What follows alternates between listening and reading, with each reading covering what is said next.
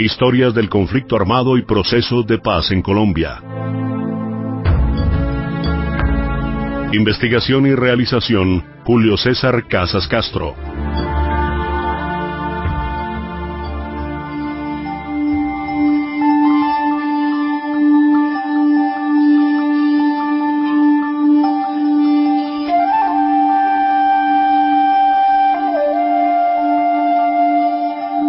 Históricamente, Colombia ha sido un país marcado por la violencia. Desde la época de la independencia, han seguido diversos momentos en los que la guerra y el conflicto armado se han mantenido presentes, principalmente y de forma constante en los últimos 60 años. Darío Fajardo, investigador de la problemática agraria en Colombia. Uno puede rastrear los orígenes de la guerra, el conflicto en Colombia, inclusive yéndose hasta el siglo XIX, la configuración de un Estado muy reducido, un territorio muy extenso y una estrategia de poder sustentada en el control de la tierra como estrategia para el control de la población. Un país, un proceso de formación que cuenta con un extenso territorio y una población relativamente reducida. La tierra sin población no podía funcionar, no se podía poner a funcionar la tierra si no había población y una población que se pudiera controlar. Y el régimen de las haciendas es como el indicado para el control de la población. Esto venía ya del pasado colonial, pero en el siglo XIX se hace mucho más fuerte. Se hace más fuerte porque el Estado es mucho más restringido, mucho más reducido. Digamos que toda esa transición del siglo XIX implica un proceso de construcción de Estado, pero con una inmensa precariedad. Es decir, no hay una base fiscal para construir Estado. La tierra es utilizada para construir fondos fiscales, para captar fondos fiscales, se hacen las concesiones de tierras y todo este tipo de cosas para disponer de los medios, el apalancamiento económico con el cual construir la territorialidad del Estado, dotar de infraestructuras a este espacio para el desarrollo económico, etcétera. Y ese vehículo son las concesiones de tierra, es decir, como que el Estado cede territorio para construir base fiscal, y eso le da una precariedad inmensa al Estado. Las haciendas configuradas de esa manera, a través de las concesiones de tierras, a través de las extensas titulaciones que se hacen, pues configuran una relación Estado, territorio, población bastante precaria. Pero digamos que esa es la estructura sobre la cual se configura la articulación de Colombia con los mercados externos en la segunda mitad del siglo XIX, inicialmente con el tabaco, posteriormente ya con el café. La población de la que se dispone para el desarrollo de la producción cafetalera con miras a la exportación es una población también reducida. La base demográfica nuestra, ¿qué es? Una población blanca pequeña, una población mestiza mayoritaria, poblaciones afrodescendientes ubicadas fundamentalmente como en los márgenes del país y una población indígena que está en proceso hasta cierto punto de recuperación. Pero esa recuperación es afectada por la política de tierras que apunta hacia el desmantelamiento de los resguardos indígenas. Digamos, los resguardos indígenas son como el blanco de una política de tierras que busca, de una parte, poner a disposición de las élites las tierras y poner a disposición de esas élites igualmente la mano de obra de los resguardos. Estamos hablando de 1850, 1860, 1870. Entonces la producción cafetalera toma, digamos, dos caminos. Uno, el de las grandes haciendas, que sigue, digamos, ese propósito de controlar la tierra para controlar la población. Y dos, el camino de las aparcerías, los sistemas de tablones que se organizan fundamentalmente en el centro y en el occidente del país. Ese es como la estructura territorial demográfica sobre la que se configura la industria de la caficultura. Entonces hay zonas de haciendas, las ve uno por ejemplo en algunas regiones del Santander, en algunas regiones del occidente de Cundinamarca, zonas de haciendas que captan población desarraigada por las guerras civiles del siglo XIX y las captan a través de mecanismos como el sistema de tablones, que es muy característico en el norte del Tolima, los sistemas de aparcería que se organizan en las regiones del occidente de Cundinamarca,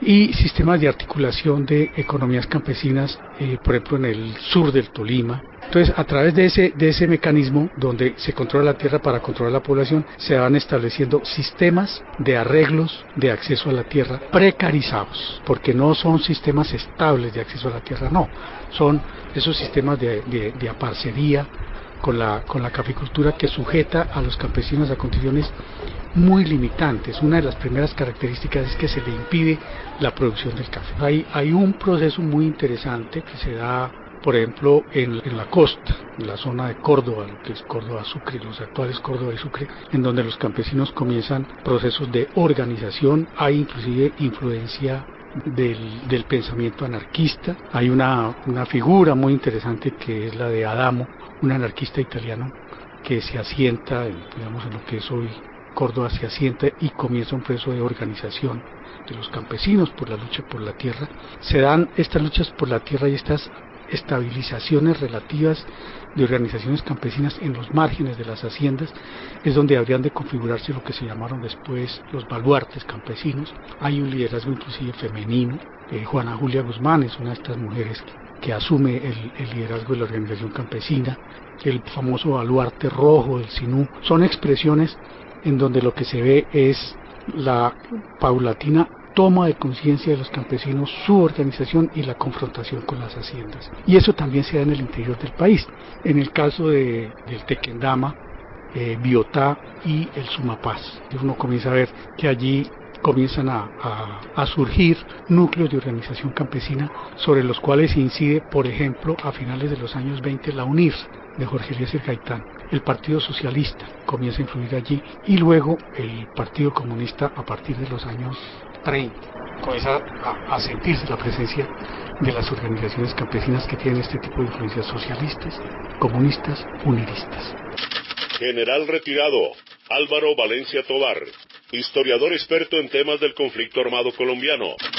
Para referirse al conflicto colombiano, hay que olvidar que en el contexto actual se entiende por ese conflicto el que se suscita con el 9 de abril, es decir, el conflicto contemporáneo, del 9 de abril hasta el momento actual. Pero eso no puede desprenderse de unos antecedentes históricos, que son los que trazan ese marco de referencia. Digo que esto empieza desde la conquista por varias razones, pero singularizando una de esas razones. Hay un encuentro que no es solamente el que se considera el encuentro cultural y racial, sino otro.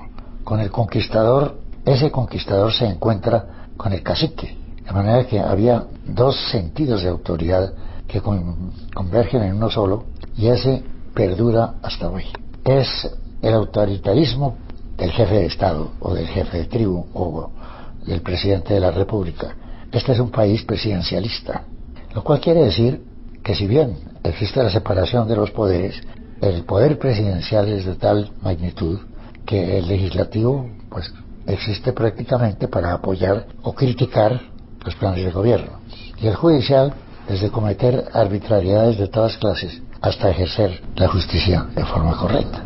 Podemos hacer un recuento del siglo XIX, que ese sí tiene una influencia determinante en el siglo XX. El poder electoral es la prueba de fuego de cualquier democracia. Si las elecciones funcionan correctamente, si son honestas, si consultan en verdad la voluntad de las mayorías. Los conflictos deben desarrollarse dentro de un ámbito de civilización, de cultura, de respeto recíproco. Esa no ha sido la realidad nuestra. Ha habido conflictos serios entre el presidente y el Congreso, entre el presidente y el Poder Judicial. Y yo creo que a partir del 9 de abril se agudizan estos elementos de enfrentamiento, de confrontación, y por eso no hemos tenido paz desde entonces. Para el ejército, la misión ha sido muy clara. Está expresada en las constituciones y el ejército ha sido constitucionalista toda la vida. Ha habido golpes de Estado e intentos de golpe de Estado militar, conocidas con el término de cuartelazos. Pero esos cuartelazos obedecen a coyunturas breves y a circunstancias que se desprenden del mismo hecho político. Para tomar algunos ejemplos, en la época de la independencia hubo una autoridad perfectamente clara. Fue, en primer término, el sentido de la libertad y de la autonomía a que tenía derecho ya la América española, porque había evolucionado de una manera tal que ya los criollos, como se denominaban, ya tenían una formación y una capacitación tan grande que el conflicto iba a surgir verticalmente. El conflicto actual tiene contextos horizontales, un partido contra otro. Aquí era todavía no se puede decir república, pero la idea de libertad unificó totalmente tanto la autoridad gubernamental como el ejército, porque todavía no podemos hacer referencia a fuerzas militares. El ejército, y vamos a seguir hablando del ejército porque es la fuerza de mayor contextura y la que en forma más directa tiene relación con los problemas de seguridad y de defensa y de desarrollos bélicos. En la independencia esa fusión dura hasta 1830. A la muerte del Libertador ya se han trazado dos partidos y nunca va a cambiar en la historia colombiana el bipartidismo en todo sentido. Aquí fueron Bolívar y Santander. Después ya se van configurando dos tendencias, la bolivariana y la santanderista, que son los antecedentes de los partidos liberal y conservador. Por una razón, porque siendo Bolívar y Santander identificados en todo lo que fue la conquista de la autonomía y la libertad, tuvieron distintos matices en su política. Santander fue el hombre de las leyes, Bolívar fue el hombre de la acción, no siempre sometido a las leyes. Los nombres liberal y conservador surgen realmente en 1848, cuando, existiendo en cierta medida los nombres, no había contexto político que los identificara. Pero aquí sí, el liberalismo en 1848 toma las bases ideológicas de la Segunda República Francesa, cuando se instituyó la Casa de Orleans y se formó la Segunda República. Era un ideario basado en la separación de la Iglesia y el Estado, la educación laica versus la educación clerical, la pena de muerte versus la piedad, la compasión, el respeto a la vida. ¿Por qué se diera el nombre de liberal y conservador? El de liberal porque tomó un contexto perfectamente claro, ceñido a lo que fue en la ideología liberal. Y la conservadora porque era la lucha para mantener la tradición política del país y la tradición en todos los campos. Somos también un país tradicionalista. Tenemos tradiciones familiares, tradiciones políticas que siempre y en todas las etapas de nuestra vida republicana aparecen, son visibles e identificables. El siglo XIX fue el siglo de las guerras civiles, de las constituciones, 7 constituciones, 7 guerras civiles, porque el radicalismo de unos y otros hacía que el derrotado nunca quedara conforme y buscara la manera de derrocar al vencedor, y esta naturalmente la manera de sostenerse en el poder.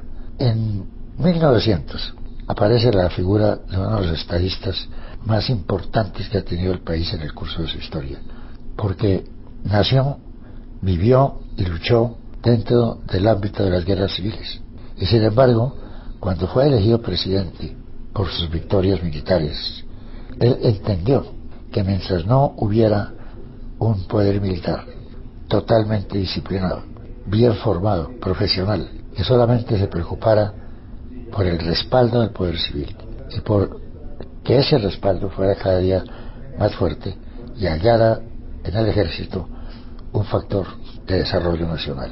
En el siglo XX hubo 4 golpes de Estado y 3 de ellos fueron por ambiciones personalistas de muy breve duración, porque empezando por los generales presidentes, que fueron generales de la Guerra de Independencia, y llegaron al poder elegidos por elección parlamentaria perfectamente regulada por la Constitución, que fueron en su orden Pedro Alcántara Herrán, tal vez el mejor general de la época de las guerras civiles, Tomás Cipriano de Mosquera, el gran general, José Hilario López, el libertador de los esclavos, y José María Obando, quien fue destituido por el comandante del ejército, el general Melo.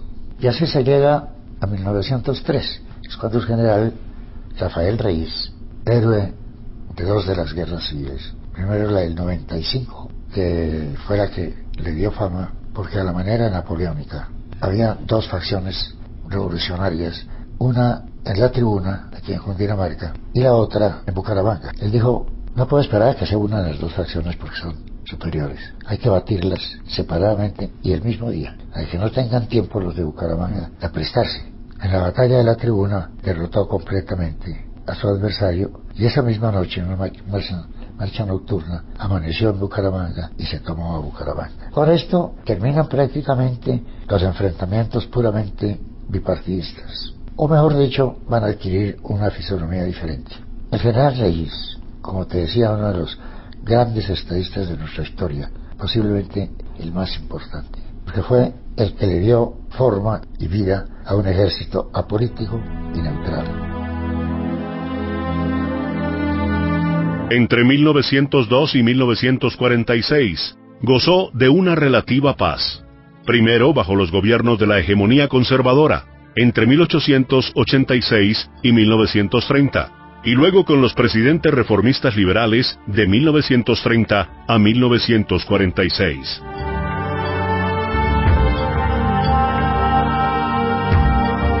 No obstante, el conflicto se reactivaría a partir de 1946, cuando el Partido Liberal perdió las elecciones, cediendo el control al conservador Mariano Ospina Pérez. Otto Morales Benítez, comisionado de paz durante el gobierno de Belisario Betancur. En el año 46 comienza la violencia política en el país. El conservatismo en el poder resuelve acabar con las mayorías liberales. Entonces el ejército, la policía y los chulavitas, lo que llaman los pájaros. Los chulavitas eran una serie de policías, básicamente, que reclutaban en una vereda en Boyacá. Sobresalían por su ferocidad, por su agresividad y por su odio al liberalismo. Esa gente le incorporó a la Policía Nacional para que ayudara a cumplir las tareas que se ha propuesto el gobierno. Los pájaros eran civiles conservadores que le ayudaban al ejército y a la policía. Servían de guías, servían de señaladores de quiénes eran las personas que hay que matar y ayudaban a los mismos crímenes, ¿no? Los utilizaban para no aparecer las personas con uniforme haciendo la violencia. Estuvieron en todo el país. Arremetían en los pueblos contra la gente, para lo cual lo hacían con método. Cuando había veredas que tenían mucho poder político, invadían primero las veredas, mataban a algunos de los jefes liberales rurales, atemorizaban, quemaban casas y luego entraban ya al pueblo con la seguridad de que no tenían quien viniera a defender a la ciudadanía. Así se fue desarrollando la violencia en todo el país. Fuera de matar a la gente, se utilizaron algunos otros sistemas. La planchada, que con peinillas grandes se le daba a la gente en los riñones hasta que se desprendían y entonces aparecía como muerte natural. El corte de franela, que le cortaban a la gente el cuello, quedaban degollados. Y a las mujeres que estaban embarazadas, que eran liberales, les abrían embriente para sacarle el hijo que estaban engendrando, con el efecto de que no nacieran más herejes en el país. Los herejes siempre hemos sido los liberales.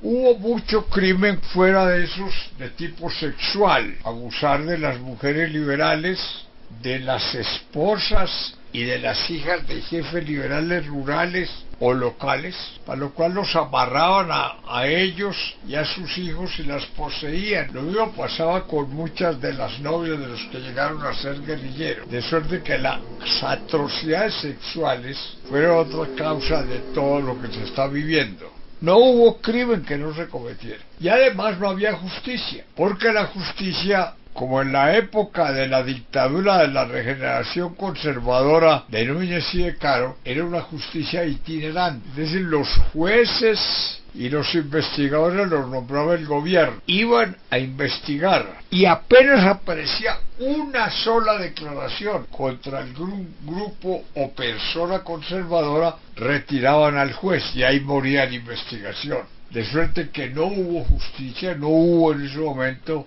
castigo contra nadie. Entonces todo eso se fue acumulando. Eso condujo a otra situación sumamente grave, que fue el despojo de tierras, el cambio de dueños regiones que han sido totalmente liberales terminaron totalmente conservadoras. La gente se tuvo que ir, no pudieron cobrar sus tierras, no pudieron rescatar nada de sus bienes. Lo mismo la gente liberal que tenía negocio en los pueblos, almacenes, tiendas, cafés, etcétera, etcétera. Todo eso la gente tenía que ir huyendo, y es el momento de la gran aglomeración de gentes colombianas en las ciudades. Eso ha traído una perturbación sumamente grande, que era gente que no encontraba trabajo, no encontraba oficio, además nadie les ayudaba. Eso produjo una concentración en muchas ciudades de mucha gente, que luego eso ha ido evolucionando hacia grupos que han creado muchas dificultades de todo orden. De suerte que el proceso ha sido muy largo, muy doloroso, muy criminal, con demasiadas fuerzas desatadas, básicamente, inicialmente contra el liberalismo. César Augusto Ayala, historiador e investigador de la Universidad Nacional de Colombia. Nosotros no pasamos al siglo XX haciendo un balance que había sido la violencia del siglo XIX, sino que pasamos al siglo XX sin más. Entonces, es una violencia continua que tiene un receso, curiosamente, entre el año 10 y el año 30. Digamos, ahí el escenario se vuelve muy social, la lucha se vuelve política, social, reivindicativa, el despertar hacia una industrialización, hacia una modernización que coincide con la hegemonía conservadora, es prácticamente el periodo que los colombianos tuvimos de paz de lo corrido del siglo. Pero curiosamente, terminada esa experiencia de la hegemonía conservadora el 9 de febrero de 1930, nos abocamos al conflicto inmediato que tenemos. Es decir, el conflicto de hoy, yo creo que el pasado próximo lo tiene en los acontecimientos de 1930. Es decir, del 30 al 46 la violencia no paró, al contrario, el país en términos electorales se vuelve un país liberal. Es decir, en el 31, por ejemplo, las elecciones muestran que el país es aún conservador, y las elecciones del 46 ya muestran que el país es liberal. Es decir, el tránsito de un electorado conservador a un electorado liberal pues se hace en un conflicto sangriento. Entonces, 46-48 pues es un pico de violencia, y 48 pues ya es el comienzo en firme de la violencia, que cesa, se amortigua un poco con el advenimiento del general Rojas al poder el 13 de junio de 1953. Alejo Vargas Velázquez, profesor e investigador de la Universidad Nacional de Colombia. A ver, yo creo que la violencia liberal conservadora es anterior a la muerte de Gaitán, viene de antes. Sin embargo, el 9 de abril de 1948, que se produce el asesinato del caudillo Jorge Eliezer Gaitán, efectivamente va a acentuar esa violencia, no solo por lo que fue el fenómeno del Bogotazo, aquí en Bogotá, y otros fenómenos como el de la Comuna Popular Liberal en Barranca Bermeja e igual en otras localidades, sino porque esto acentuó mucho más tanto la formación de guerrillas liberales de resistencia como igualmente la violencia de el gobierno conservador. Y digo que eso es bastante obvio porque recordemos que antes de la muerte de Gaitán, antes de su asesinato, él había liderado aquí en Bogotá la famosa Marcha del Silencio, que era justamente contra la violencia que ya estaba en curso en ese momento, e igualmente lo había hecho en Manizales. Entonces, digamos, ya la violencia era un fenómeno que estaba en curso, pero obviamente el asesinato de él, que era el jefe único del Partido Liberal y un caudillo con un arraigo popular muy grande, pues evidentemente va a generar la normal reacción de retaliación de estas bases liberales, pero además la generalización de la violencia. Historias del conflicto armado y procesos de paz en Colombia. Investigación y realización, Julio César Casas Castro.